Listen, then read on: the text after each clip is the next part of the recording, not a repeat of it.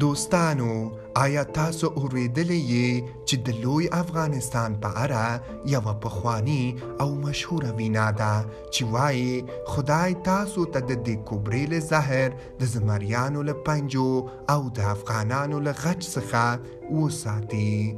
هو ګرانو، دې وطن ته د اشغال په نیت ننوتل ښایي اسانه کار وي، خو له دې خاورې څخه په فتح او بیا ژوندی وتل یو کار دی چې شاید ناشونی.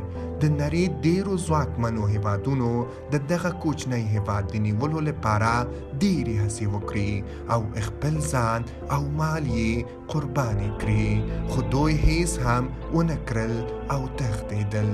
حتی ډیرو قدرتونو هم ونه کړای شول چې دا هیواد تر خپل واک لاندې راولي. په جګړو کې ماتې وخوره او بیرته راستانه شول، خو هغو کسانو چې په زحمت او منت کې ګټلې هم وو قوي حکومت یې نه درلوده او ډیر ژر یا وروسته له منځه ولاړل او تښتېدل. همدا لامل دی چې دغه لرغونی هیواد د قدرتونو د هدیرې په نوم ونومول شو، ځکه د دغه هیواد په توره خاوره کې د نړۍ ډېر مشهور سلطانان او واکمنان ښخ شوي او د هغوی هیڅ نښه هم نه دی پاتې دي. هو ګرانو، یو بل بیا سایبر ټي وي ته ښه راغلاست. د افغانستان په څېر له کوچنی او بېوزله هیواد څخه د نړۍ د سترو او خطرناکو قدرتونو تېښته بېدلیله نه ده او ډېر لاملونه لري چې یو یې په دې هیواد کې د ډېرو لویو بې شمېره او سترو غرونو شتون دي، کوم چې په ښارونو، ولایتونو او کلیو کې شتون لري او د ترانسپورت لویه برخه لاره جوړوي. له هغې څخه تېرېدل ستونزمن او خطرناکه وي چې حتی د ځای اوسېدونکو لپاره یې ژوند ستونزمن او ستړی کړې ده.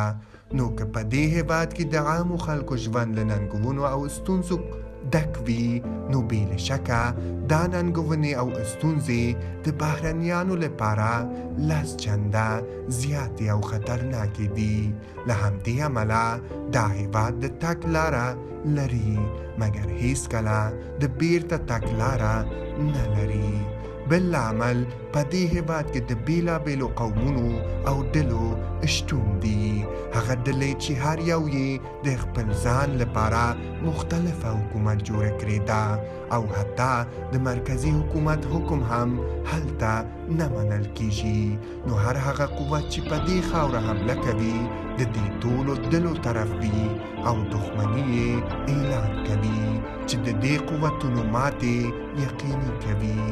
دا ډلې او قومونه کله کله په خپل منځ کې هم جګړې کوي او د خوندي او ښه ژوند لپاره خپل کلی د اډو په توګه ډیزاین او جوړوي چې د دې کلیو او ښارونو فتح یې خورا ستونزمنه او حتی ناممکنه کړې ده.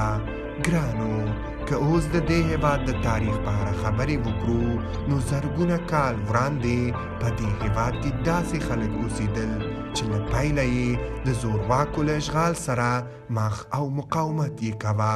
د مقدونیې فاتح اسکندر مقدونیه چې نیمه نړۍ تر خپل واک لاندې درلوده، د هند تر نیواک وروسته یې افغانستان هم اشغال کړ، خو څو کاله وروسته چې اسکندر ووژل شو د هغه حکومت هم ثابت پاتې نه شو او د هغه غالې رنګې شوې له دې وروسته دا موران وو چې دې خاورې ته راغلل او د دې خاورې پر ځینو برخو یې واکمني ټینګه کړه.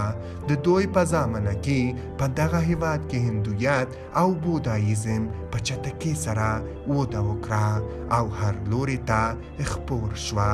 همداسې ډېرو سلطانانو او زورواکانو په دې خاورو برید وکړ. دوی د دې خاورې ځینې برخې ونیولې. دا د دې خاورې په کوچنیونو کې د نسبي سوکالۍ لامل شو او دوی په مختلفو کلیو کې ژوند کوه او حکومت یې جوړه کوه، حتی تر دې حده چې د دې خاورې ځینې خلک دغه هېواد ته د هغه وخت سلطانان او واکمنان هېواد بولي.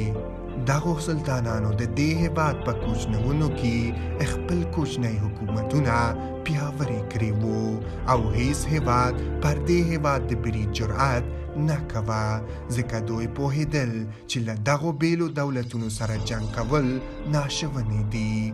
خو دا خبره په پام کې ونه نیول د لومړی ځل لپاره د اسلامي نړۍ یو قماندان د افغانستان پر یوې برخې د زامبیل په نوم برید وکړ، خو خطرناکه او سخته ماتې وخوره، داسې ماتې چې له 100,000 پوځیانو یوازې 15,000 یې د دې ډلې څخه پاتې شول چې دوی لارل او تښتېدل. له دې وروسته مسلمانانو په دې خاوره کې د ډېر وخت لپاره هیڅ بریالیتوب ترلاسه نه کړ، خو له ډېر وخت وروسته د عباسي حکومت تر ملاتړ لاندې د یعقوب لایس په نوم یو زورور چې نه یوازې د افغانستان ډېرې سیمې فتح کړې، بلکې د ایران، تاجکستان او اوسني ازبکستان ډېرې سیمې یې هم فتح کړې. هماغه و چې اسلام د خلکو په منځ کې داخل شو او ډېر شهرت یې خپور کړ.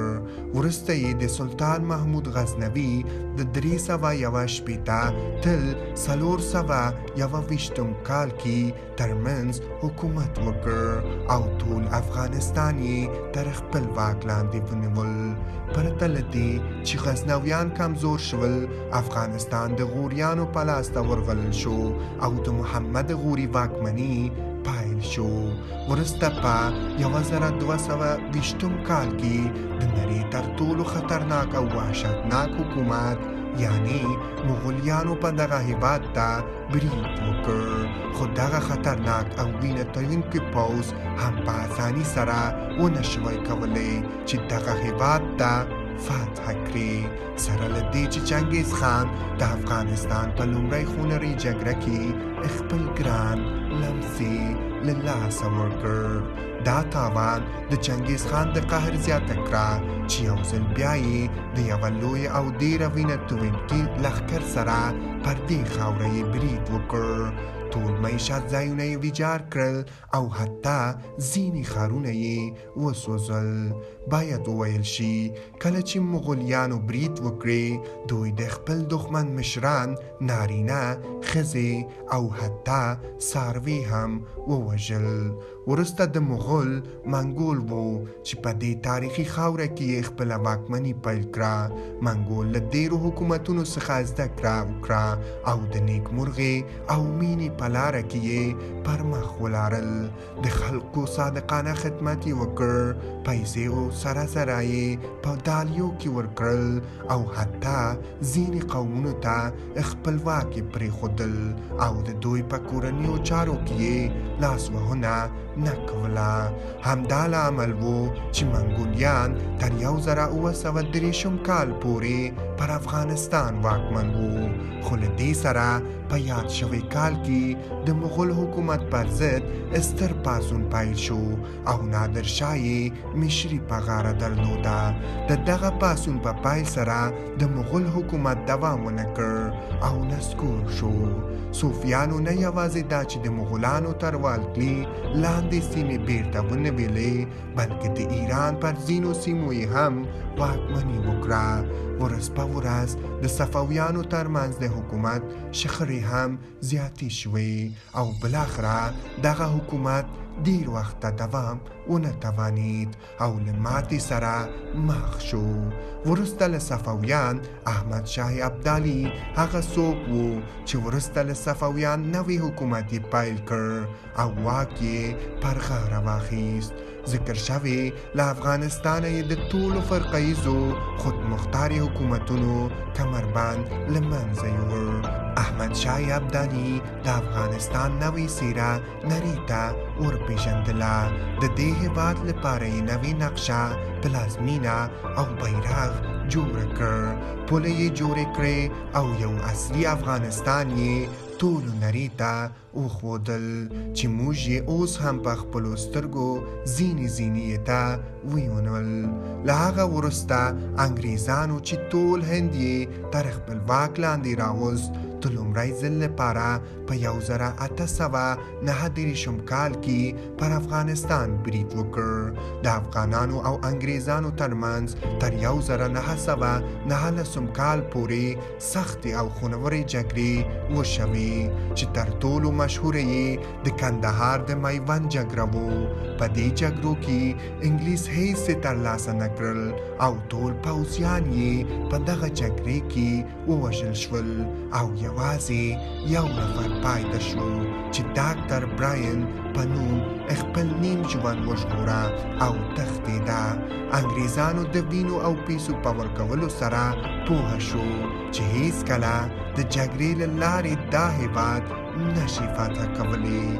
هغه کلمې چې روسان او امریکایان وروسته او ډېره ناوخته پوه شول، هغه کلمې چې دوی وایي له افغانانو سره جګړه به پرېږدو قدرتونو ته له مالي او ځاني زیان پرته بل څه ورنه کړي. زموږ څخه ډېرې کیدای شي د برټانیوي برید وروسته پیښې پیژني او په یاد ولري. هغه پیښې چې پر افغانستان د پخواني شوروي اتحاد له یرغل سره پیل شوې او د امریکا د متحده ایالاتو په ماتې سره پای ته ورسېدي. هو ګرانو، که تاسو غواړئ چې په افغانستان کې د پخواني شوروي اتحاد او د امریکا متحده ایالاتو د جګړې او همدارنګه د طالبانو د ډلې د رامنځته کېدو او څنګه واک ته د رسېدو په اړه یوه څه پوهې شي، نو زموږ راتلونکي ویډیو ته انتظار وکړئ.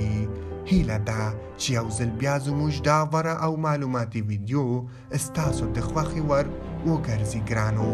موږ به ستاسو د مینې ډک لایکونو او نظرونو په تمه یو. د بلې ویډیو پورې خدای په امان.